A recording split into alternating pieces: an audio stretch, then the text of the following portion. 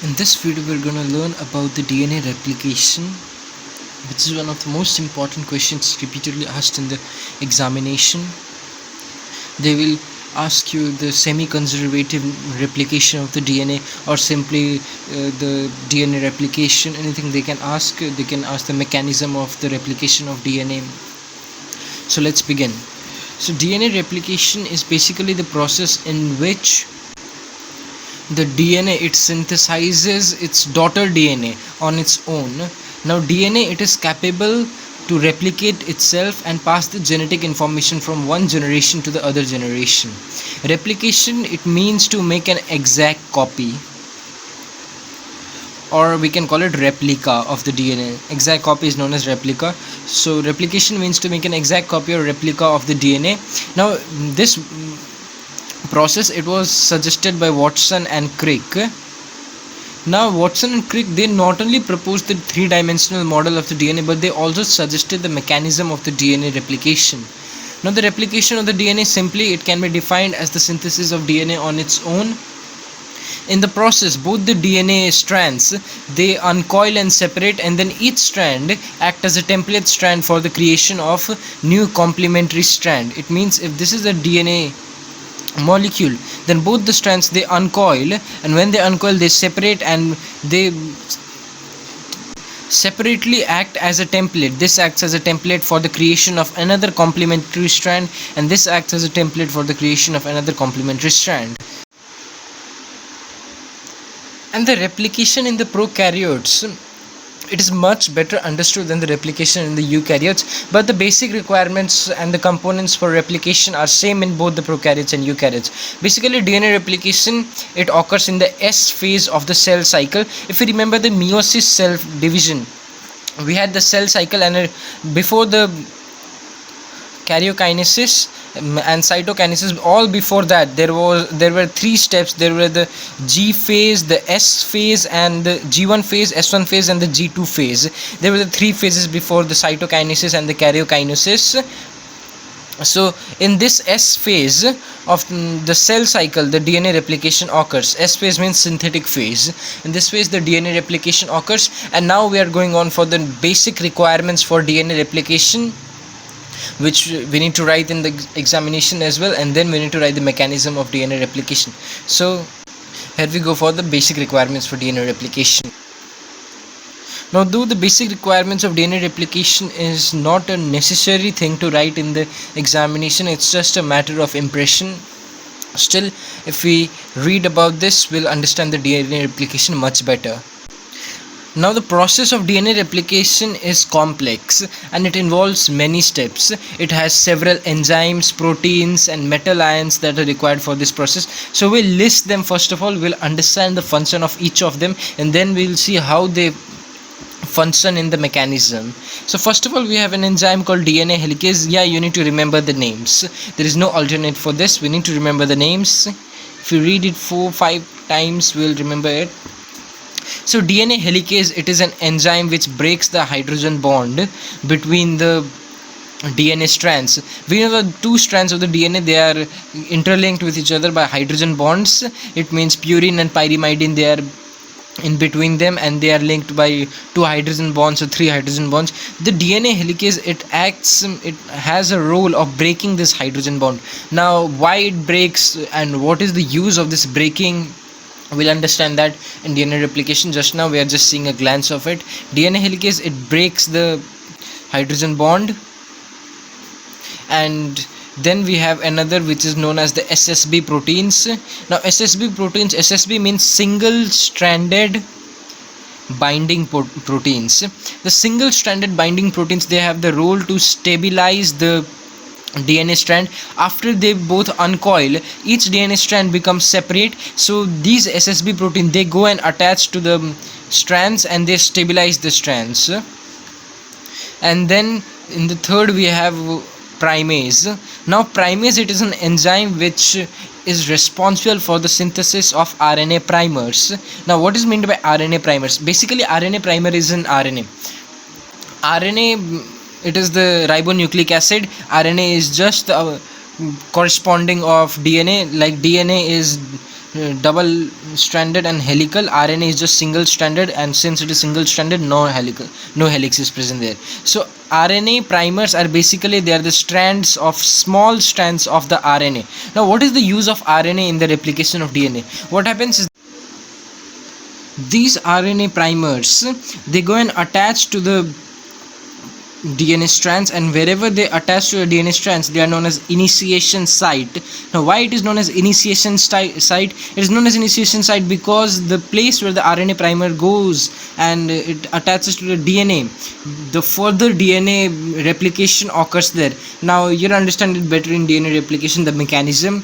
What from here, just shortly, the place where the RNA goes and attaches to the DNA strand, it is known as initiation site. It is known as initiation site because the further replication of the DNA, it occurs from that side. It means the further formation of another strand of the DNA, it begins from that side. We'll understand it much better later on. For now, we have the fourth enzyme, which is known as the DNA polymerase. Now DNA polymerase, it has a role for catalyzing the synthesis of DNA. How it catalyzes the synthesis of DNA? It adds the nucleotides. It adds nucleotides, means it adds the nitrogen bases. See, this is a single, both the strand, they separate and single strands are there. Now the place where the RNA primer goes and attaches, the same particular place the DNA polymerase goes and attaches, okay? And at that place, the polymerase has the work of attracting other nitrogen bases, and since the nitrogen bases come and attract here, so nitrogen bases are here, and then nitrogen bases means nucleotides are added, and where the nucleotides are added, the another strand starts to begin there, starts to form there.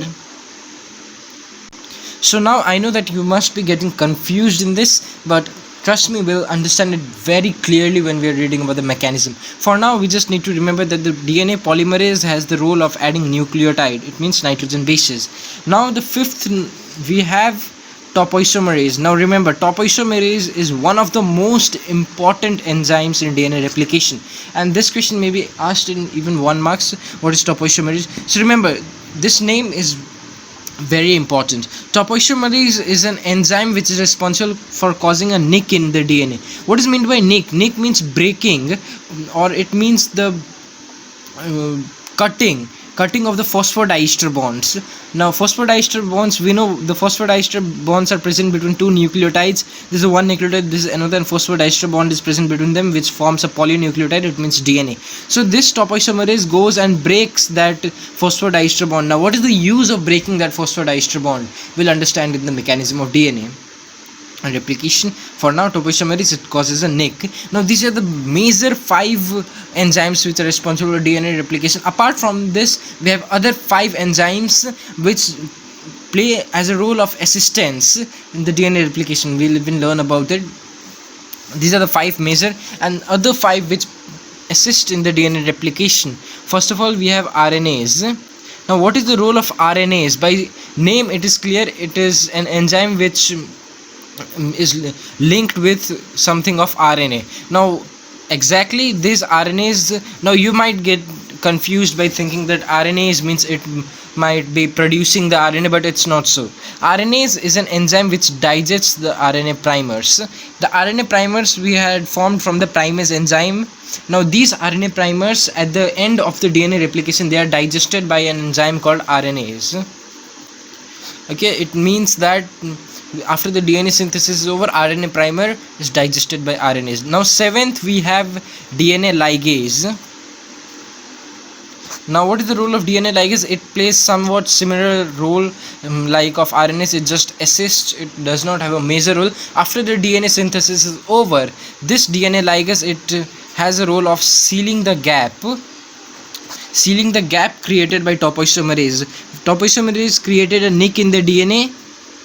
Now it means nick means breaking of the phosphodiester bond, it means gap is produced. Now that gap at the end of the DNA replication, it is filled by the DNA ligase enzyme. Right now even the names must be very confusing to remember, but trust me, while reading about the mechanism, you'll understand this very clearly and you will be able to remember the names as well. For now, we have other three. Now these other three are substrates. Now substrates means they are the four NTPs. NTPs means nucleoside triphosphate. Nucleoside triphosphate means like ATP, GTP, CTP, and then we have TTP. Now the full form: adenosine triphosphate, guanosine triphosphate, cytosine triphosphate, and thymidine triphosphate. On the names of the nitrogen bases, these are the four triphosphates. Now what is the role of these triphosphates, these compounds, triphosphates? These compounds, they provide the energy which is required for breaking the hydrogen bond between them. We know helicase is breaking the hydrogen bond between the strands, but what provides the energy for breaking that hydrogen bond? It is provided by these molecules. These molecules, they provide the energy. You have heard that ATP is the major source of energy. Along with ATP, other three are also the sources of energy. It means cleavage of the high energy bond between the phosphate, they provide the energy. Then we have on 9 number Mg plus and Mn2 plus ions. Okay, these ions have the same role as the substrates. They also provide energy for the DNA synthesis. And finally on the 10th we have an enzyme, not enzyme, an acid called folic acid. What is the role of folic acid? Folic acid is essential for the synthesis of nitrogen bases. We know nitrogen bases are being added to the DNA by the help of polymerase, but those nitrogen bases, they are synthesized with the help of this folic acid. So these 10 are the basic requirements for DNA replication. Remember again: DNA helicase, SSB proteins, primase, DNA polymerase, topoisomerase, RNase, DNA ligase, substrates, Mg2 plus ions and Mn2 plus ions, and then folic acid. So after this we have the major thing, which is the mechanism of the DNA replication. So as I said, mechanism of the DNA replication is complex and it involves many steps. We can summarize it in 7 steps. So first of all, we have a step: origin of replication. So we'll go stepwise, we'll be explaining each of the step. Now by name it is clear, origin of replication is dealing about the site where the DNA replication begins. So DNA replication, it begins in certain units of the DNA. This means, suppose this is a DNA, so it is not that the DNA replication will begin here and it will go and end here. It is not like that. Suppose this is a strand of the DNA, the 2 strands of the DNA, then there are certain units in the DNA molecule. This is one unit, this is another unit, and then we'll go further, there is another unit. So these units, in these units the DNA replication occurs. These units are known as replicons. Okay, so replicons. Now replication, particularly in these units, it is initiated on a point, on any point it can be, and that point, it is known as Ori site. It is produced by creating a nick in the DNA.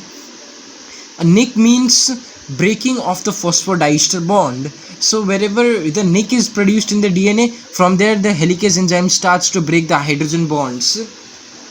So basically, origin of replication, when we are about to write about that, so we need to write that a DNA consists of many replication units known as replicons. Particularly in the replication units, the replication begins at points known as Ori site. By producing a nick in the DNA, it produces a nick in the DNA. Now these nicks actually, because they are produced at all the replication points, so these nicks are produced in the DNA by an enzyme called endonuclease. We did not deal about it in the basic requirements, still need to remember this endonuclease. Okay, so remember, you might get confused between the nick of the topoisomerase and nick of endonuclease. It is different. Endonuclease creates a nick at the beginning of the DNA replication. Topoisomerase will create later on, when we'll read the unwinding of the DNA helix. Here, that's all about the origin of replication. So again, what is nick? Nicking means the cutting or breaking of the phosphodiester bond in the nucleotides. So the second step, we have the activation of the deoxyribonucleotides. Now what are deoxyribonucleotides? In the last video I told you the nucleotides of the DNA are known as deoxyribonucleotides because it is the nucleotide of deoxyribonucleic acid. So what is meant by activation of deoxyribonucleotides? Now these two processes are completely different. This is at one place, this is at another place, and after that the actual mechanism we'll be learning about it. That is the major portion of the mechanism of replication. They are just the points to be written in 2 to 3 lines maximum. So activation of deoxyribonucleotide means while this origin of replication is going on, the oocyte, the replicons are being produced in the DNA molecule. On the other side, it means these are happening in the DNA. Now DNA, it is present inside the nucleoplasm of the nucleus. This is nucleus. It has nucleolus, and then it has the other portion which is a fluid called nucleoplasm. Now inside this nucleoplasm chromosomes are present, and in the chromosomes DNA is present. Along with the chromosomes in the nucleoplasm, we have other compounds in the nucleoplasm which are known as the deoxyribonucleoside monophosphates. Now remember, we learnt about the triphosphates. Now here not triphosphates, the monophosphates are present. These monophosphates are similar as triphosphates: AMP, GMP, and then we have CMP and TMP. Just the thing is that in place of tri we have mono. Adenosine monophosphate, guanosine monophosphate, cytosine monophosphate, and thymidine monophosphate. Now what is the work of this? These compounds which are present in the nucleoplasm, they are inactive. Okay, these things are inactive. They get activated and they form triphosphates. It means they form ATP, GTP, CTP, and TTP. So they become activated. So these deoxyribonucleoside monophosphates, they become deoxyribonucleoside triphosphates, and this process happens with the help of an enzyme known as phosphorylase, and the process is known as phosphorylation or phosphorylation. Now what is the work of this? It provides the energy, and even it helps in the nitrogen bases formation, which we'll be reading in the 5th step, which is the elongation of new strand. We'll understand about this later on. For now, just see, first of all, origin of replication was there, the oocyte, and then we had the activation. On the other hand, here oocyte is being produced, and same on the other hand, the AMP, GMP, CMP, and TMP, which are the monophosphates, they are converted into triphosphates, which is an enzyme which is known as phosphorylase, and the process being known as phosphorylation. So these two steps, they are irrespective of one another, so you might get confused right now, but now we are beginning the real mechanism. It means the most important portion of the DNA replication. So now you'll get each of these, why these things are happening, and now you'll get all the basic requirements. So we have the third step, which is the unwinding of the DNA helix. The unwinding of the DNA helix. So as we said you that the unwinding of the two DNA strands, it occurs in the presence of an enzyme known as helicase, because helicase, it breaks the hydrogen bond between them. But how this occurs and what happens after this? So if this is a strand of the DNA, it has hydrogen bonds between them. Now what happened? From the beginning I am telling you, the DNA, it had replicons. Suppose this is a replicon, okay, this is a replicon. So in the replicon, particularly at the oocyte, a nick is created in the DNA. That nick is created by an enzyme known as endonuclease. So in this, nick is created by an enzyme known as endonuclease. Now the second step, let it go right now. It is happening irrespective of this, so let us skip this step right now. So it is happening with the help of endonuclease. Now the point where the oocyte is created, from that point the helicase, suppose here the nick is created here. So now what happens is that the helicase enzyme enters from this nick, and then suppose this is the symbol for helicase, a triangle. So this helicase, it starts breaking the hydrogen bond between them. Now it starts breaking the hydrogen bond between them, and this is the reason for the unwinding. Now further, this is a complex process. So for the demonstration of the unwinding of the DNA helix, we have a piece of wire here. That was the best possible way I could. So during the unwinding of the DNA helix, as I said you, the hydrogen bond starts breaking between them. Now it is done by the helicase enzyme. As the hydrogen bond starts breaking between them, it starts uncoiling. Okay, and during uncoiling it forms certain Y-shaped structure, and this Y-shaped structure is known as the replication fork. It is known as replication fork. This structure is known as replication fork. Now it starts unwinding. Okay, as you see, I'm keeping this finger here because DNA does not rotate with it. DNA is just stable. So as it is becoming, you are seeing a tension is created here. This tension is known as coiling tension. This super coiling is creating a tension here, and this tension should be released, or else the DNA replication will not proceed. So to release this tension, we have the enzyme known as topoisomerase, and this enzyme, I discussed you about this in the basic requirements of DNA replication, which is a topoisomerase. So this enzyme now has a role here. This enzyme comes here, and what it does, as I said, it produces a nick. Now nick means, it creates breaking of the phosphodiester bonds. So suppose this scissor is acting as a topoisomerase, and you, for your information, topoisomerase is also known as a biological scissor.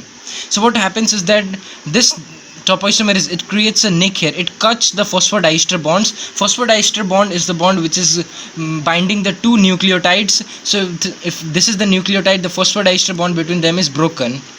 So when it is broken like this, now what happens is that this strand which is broken, it can rotate over the strand which is not broken, and due to this the tension is released. Further, this topoisomerase has also the role of joining them. After the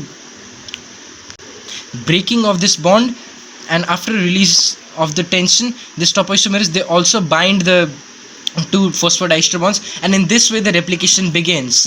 Again further tension is created here. Again the topoisomerase comes and cuts it, and then it over the unbroken one, and again it is joined. In this way it continues. So that was the demonstration of unwinding. As we saw, the topoisomerase had the role of releasing the tension created by the supercoiling by breaking the phosphodiester link, and further it is resealing the phosphodiester link. Now after the unwinding is over, the two DNA strands are separate now.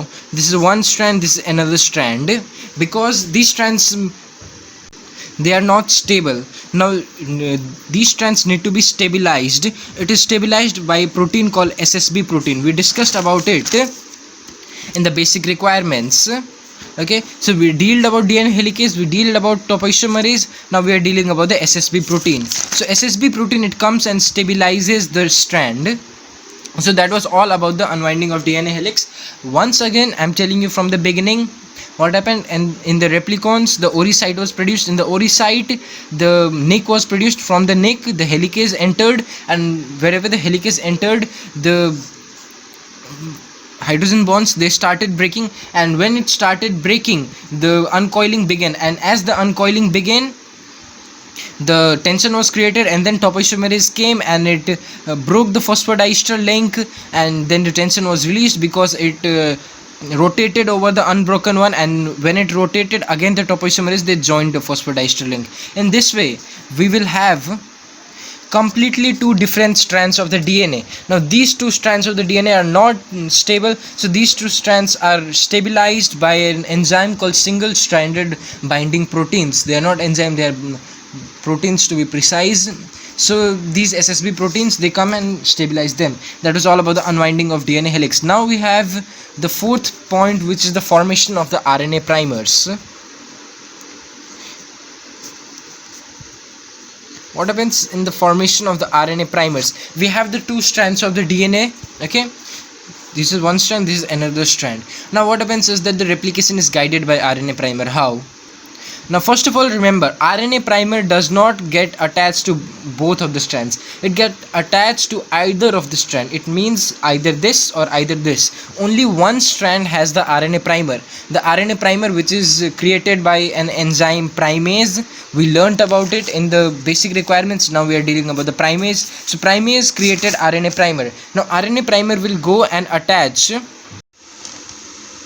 to only one of the DNA strand, not both the DNA strand.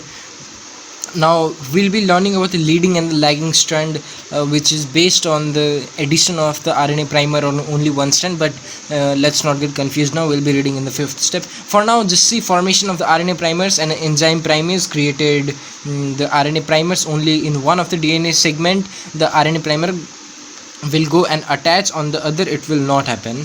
Now this site is known as initiation site. Now with this we complete formation of RNA primers. What is the use of RNA primers we will be studying in the fifth step. So in the fifth step we have the elongation of the new strand.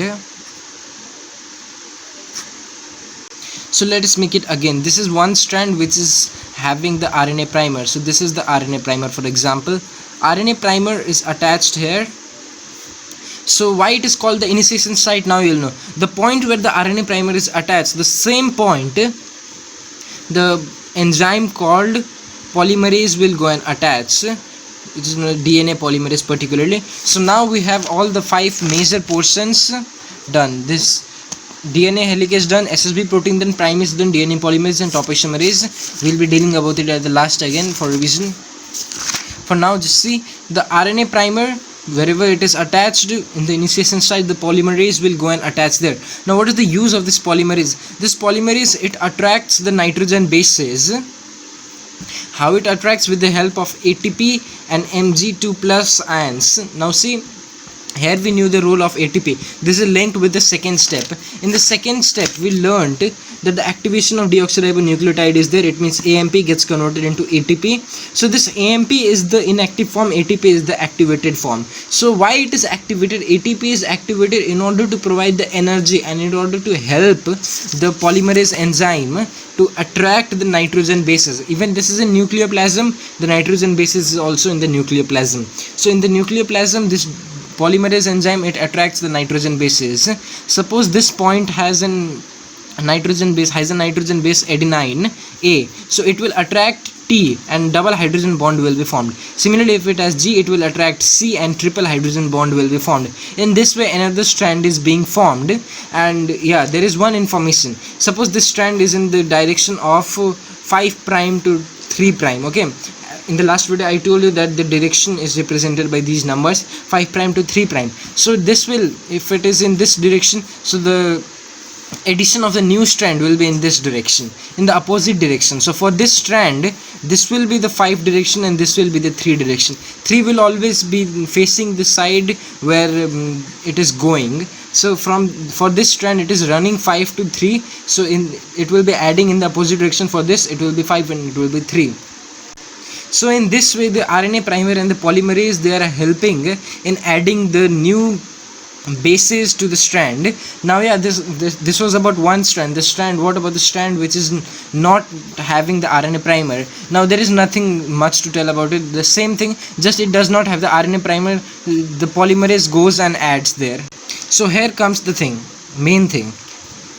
In this strand, see, wherever RNA primer is added, only one RNA primer is not added. It means only one RNA primer, it is not responsible for the formation of the whole strand. Many RNA primers are added. It means if one RNA primer is added here, another RNA primer will be added here, and again the polymerase will be here. The third RNA primer will be here, and again the polymerase. So wherever there are more RNA primers, the strand which is containing the RNA primers, there will be many polymerase enzymes. But the strand which is not containing the RNA primer, it will have only one polymerase enzyme, and that will be acting for the whole strand. It will be acting for adding the bases for the whole strand. So here is the difference. The strand which had the RNA primer, it has many polymerase enzymes.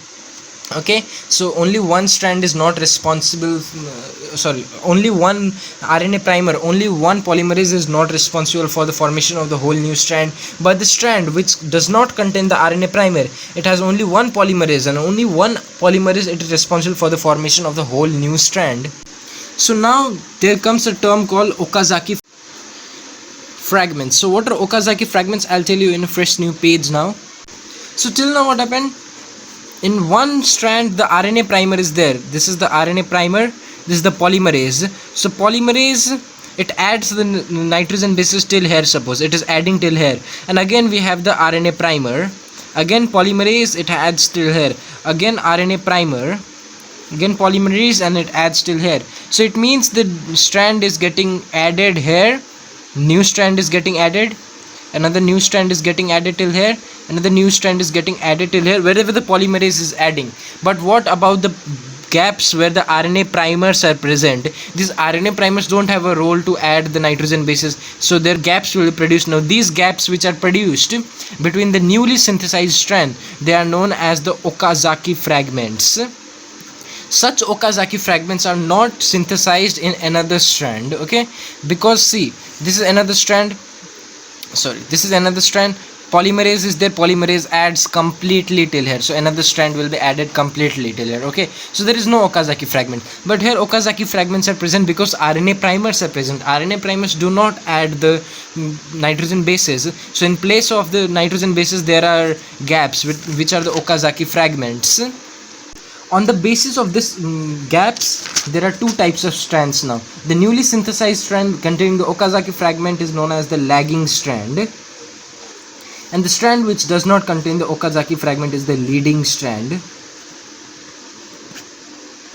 So the RNA primers are attached on only one DNA strand, but that DNA strand will produce a lagging strand, and the strand on which the RNA primer is not attached, that strand will produce a leading strand in the future. Now yeah, later on these gaps need to be fulfilled. They are fulfilled by enzyme known as the DNA ligase. How it is removed by DNA ligase? See, first of all, the RNase comes in use. We learnt about the RNase in the basic requirements. See, what happens, this RNA, it digests the RNA primer. I told you RNase has the role of digesting the RNA primers after the completion of the DNA synthesis. So it digests the RNA primer. This RNA primer goes away. Now still the gap is there. That gap is fulfilled by an enzyme called DNA ligase. I told you it seals the gaps. Now this DNA ligase, it goes and it seals the gaps there. Okay, so in this way a new strand is produced, another new strand is produced. For now the DNA replication ends here, but there are two more steps. The sixth step, which is the termination. It is about how actually the DNA synthesis it stops. It means DNA replication stops.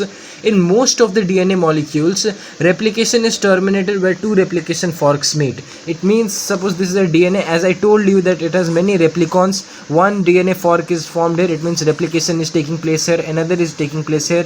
So in this way it takes place, the two replicons, they meet at a certain place, and in that place the termination ends. It means in this a replication fork is produced, okay, and in this a replication fork is produced. So this replication fork goes on extending the helicase, it goes on breaking the hydrogen bonds. So this also goes on increasing. In this way they both attach to, it means they both meet, and in this way the two strands are separate, and in this way the terminates the replication, it terminates. Now one thing, this termination step is your wish. You need to write, or you do not need to write. Actually it's your wish, you may or you may not write. It's just a matter of information again. So most of the things happen like this, but in some DNA molecules what happens is that special protein known as TUS protein, it goes and it blocks the further replication. It means if this is the DNA molecule and helicase is breaking the enzyme, breaking the bonds here, the helicase is breaking here, then what happens is this TUS protein will go there and will just block the further breaking of the hydrogen bonds. In this way the further replication stops. Now again, if you got confused, I'm telling you again, for termination, if you want to write about the termination, then in some DNA molecules what happens is that I told you that there are replicons. In replicons the replication forks are formed, and if you forget about the replication forks you can rewind the video. So replication forks are formed, and these are the replication forks in two replicons, so they go on extending. See, to be clear, this is the DNA molecule, the two DNA strands, the hydrogen bond is there, and these are the helicase enzymes which are breaking the hydrogen bonds, and in this way it is breaking, and then two strands are becoming like this, which is known as the replication fork, because it is somewhat Y in structure, fork like in structure. So this breaking continues, and this formation of the replication fork continues. In this way, two replication forks meet, and at the point it meets, it becomes somewhat like this. So there is no link between them. So two DNA molecules completely separate, the two DNA strands completely separate, and after that all those things happen, the new strand formation. So in this way the termination is there. But in some cases what happens is that they do not terminate. So in some cases a TUS protein goes there and it adds in between the helicase. Like this breaking is continuing, a protein will go there, TUS protein, and it will block further breaking of the hydrogen bonds. In this way the termination is there. Now in place of termination you can even write about this Okazaki fragments. Yeah, see, in the fifth step you will write about the elongation of the new strand. Till here, not about the Okazaki fragments, still the formation of the new strand. It means, as it said you, the RNA primer is there, polymerase goes there, and the new bases are added with the help of ATP and Mg2 plus ions. And then in the sixth step you can write over the Okazaki fragments that the replication is not continuous on one template strand. Continuous means continuously it is not formed, it is continuous in only one template strand, not on another one. Another one gaps are produced, which are the Okazaki fragments. These gaps are further fulfilled or sealed by the DNA ligase, and then you can write the final step, which is the proofreading. By name it is clear that it must be correcting the errors. Now what type of errors is corrected in this replication? Sometimes what happens is that wrong bases may be inserted, like usually A is bonded with T and G is bonded with C, but sometimes what happens, wrong bases are there, like A bonds with G. So this bonding, it happens, probability of such an error is only 1 per 100,000. Okay, per 100,000 nucleotides only one time this error can occur. This is very rare case, but still if this happens, then this error is corrected by the polymerase. Again, it I told you about the polymerase, that polymerase adds the nitrogen bases. The same polymerase, it removes this base, it removes this base and adds the correct one base, which is the T. So this process is known as proofreading. So in this way finally the daughter DNAs are synthesized. Each DNA molecule synthesized one DNA strand from the parent. It means this is the original DNA molecule, they got separated, and separately it created its own DNA daughter strand. So in this way the original strand, it was conserved, but each of the new strand, it received half of the original strand. If this is the original strand and this is this separated strands of this, the new strands are formed. So each new strand is getting half of the original strand, and this is the reason why it is called semi-conservative mode, because the conservation is there but only half of the characters are conserved. It means each of them are getting half of the properties of the original strand. So it is known as semi-conservative mode of replication. So again, from the beginning I am telling you so that you do not get confused, we have the basic requirements. First of all, we came to know the role of basic requirements. First of all, origination of replication is at the ori sites in the replicons. Nick is created by endonuclease. Okay, on the other hand, the AMP is getting converted into ATP by the enzyme phosphorylase, and the process is phosphorylation. Now this happens, which is used further for the addition of the nitrogen bases. In the third step we have the unwinding of the DNA helix. The DNA helix, it gets unwinded by the helicase enzyme, it breaks the hydrogen bond. During the unwinding, the supercoiling, the tension is created. That tension is released by topoisomerase by creating a nick in the phosphodiester bond. It means simply when the helicase enzyme is breaking the DNA pairs, it means the base pairs between the DNA, the helicase is breaking them, then the replication fork is getting created, and with the moving replication fork, ahead of this moving replication fork, tension is created. Why it is called moving replication fork? Again, because the helicase is moving upwards, it is breaking the hydrogen bonds, it is going on breaking the hydrogen bonds, and since it is breaking the hydrogen bonds, this is normal. When it is breaking the hydrogen bonds, then this segment becomes such shape. Okay, they are getting separated from one another. So this shape is called replication fork. So with the moving replication fork, the tension is created ahead of it, which is released by the topoisomerase, breaking one of the strands, and then one of the strand rotates over the another strand, and in this way, as I showed you in the demonstration, the tension is released. Now each strand is stabilized by SSB proteins. Finally, after that, RNA primer goes and attaches to one of the strands.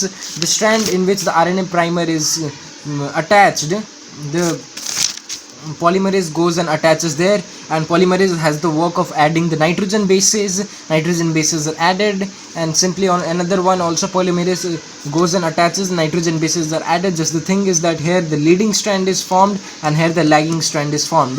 Lagging strand because of Okazaki fragments. And finally the proofreading is there. If the wrong pairs are there, then it is removed and right pairs are added. It is pretty simple, isn't it? Just the two strands of the DNA, they get separated and new strands are formed there by addition of the nitrogen bases. Just the complex thing is here, a bit complex thing is the enzymes which are involved. The process is pretty simple. If you see the process 2-3 times, you will get to know each and everything. You do not need to mug up the process, you will understand the process very simply. So that's all about the DNA replication right now. Now wait till the next video. Till then, take care. Goodbye.